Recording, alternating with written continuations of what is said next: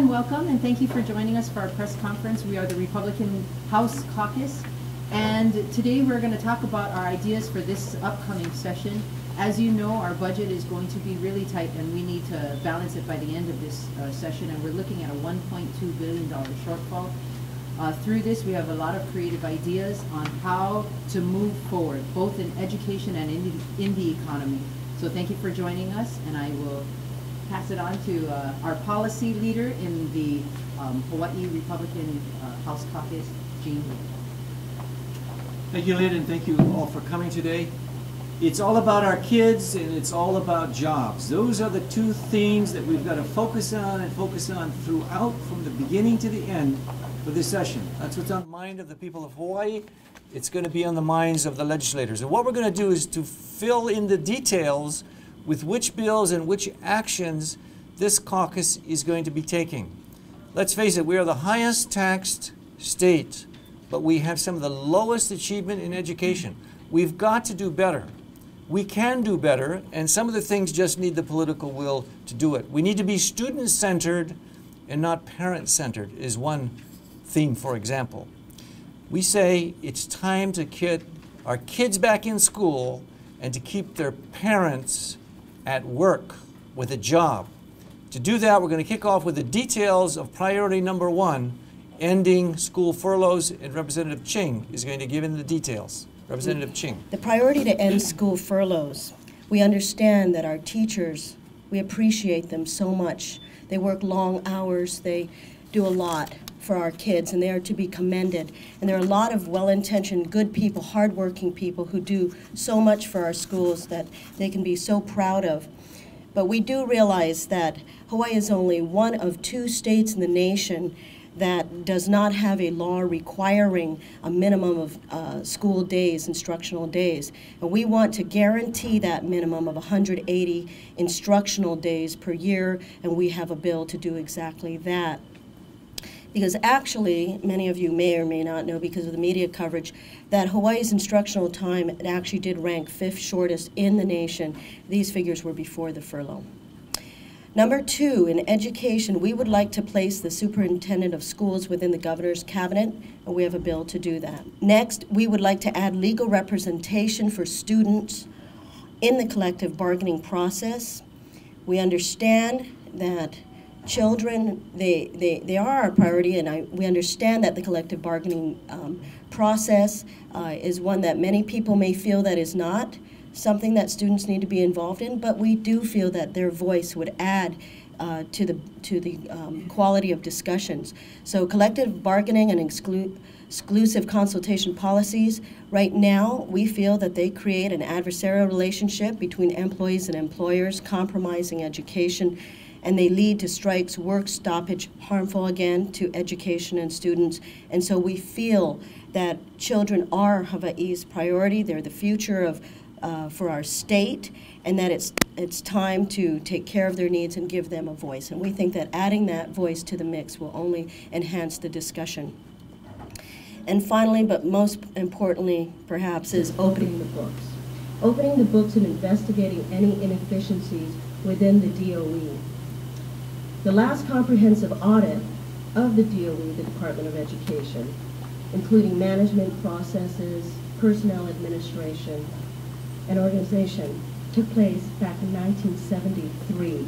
There have been audits. We understand that. We know there have been some piecemeal audits of programs, but nothing comprehensive since 1973. And you know, unfortunately, again, we want to reiterate, we know there's a lot of good people in the Department of Education, a lot of hard work, and I've been privileged and honored to work with a number of them who I consider my very good friends, and I know, as my mother and grandmother before me, the dedication of teachers. But we do want to give them the best system possible. We want to make sure the system is efficient and that it aids in that sort of effort to make sure our kids are prepared for this global economy. And so we want to put education first. And to add to what Representative Corinne Ching said, in putting the superintendent in the governor's cabinet, there is also another thing that we would like to do, and that is abolish the Board of Education. We have talked about this in the past, and before we wanted to replace it with other smaller boards of education. At this point of the time, for DOE accountability and for streamlining and for holding someone accountable for the Department of Education and our education priorities, we would like to put the superintendent as a cabinet member and abolish the Board of Education. This, we think, in combination, will allow us to have direct accountability to at least the governor for any and all changes in the DOE budget. Now, I just came out of finance excuse me. I just came out of finance with Representative and Chair Oshiro, and one of the amazing things that just baffled me is that throughout the last year, there was no process to look at other funds and look at other cuts that weren't as priority as their number one priority, which was classroom instruction.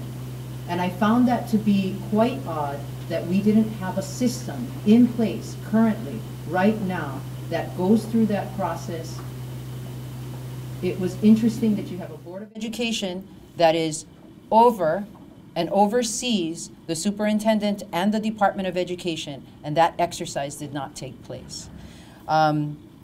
So through those two things, and especially with the repercussions and the symptoms of a broken system of Furlough Fridays, we hope to make a dent in this and change the tide. And it's time to do it now by putting students and their needs first.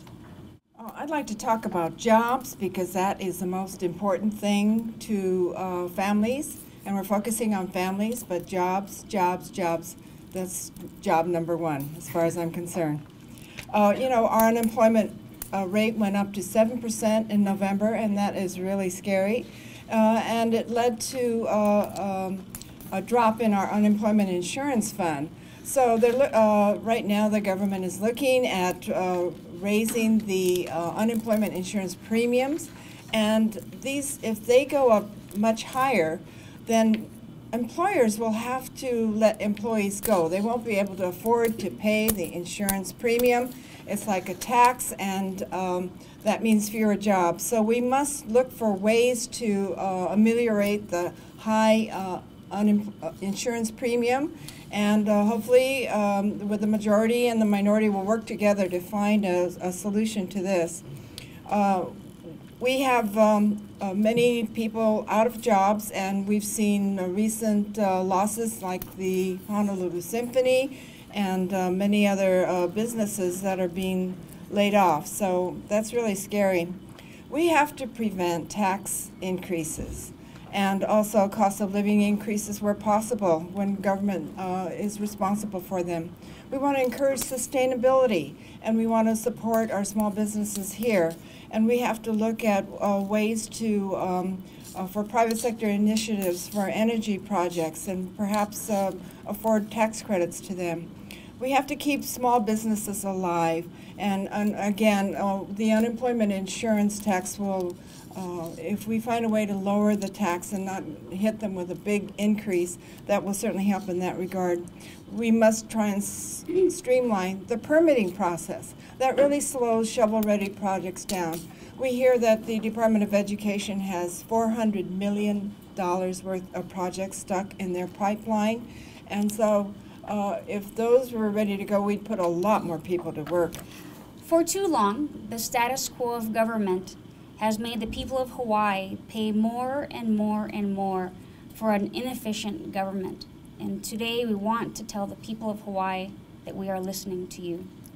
Today we are holding the line on all tax increases that will affect you and your families, because we believe that you know how to spend your money better than the current status quo has. Texas right now is thriving more than other states because they have cut income taxes and they have completely cut business taxes. And so what's happening, we have a lot of Hawaii residents that are going to Texas right now. You have businesses from across the country that are going to Texas right now. And because there's jobs, they are thriving and families are doing well there. We are letting the people of Hawaii that we are going to hold the line on taxes this year. Give us the opportunity to do it, and we will change this place. Thank you, and aloha.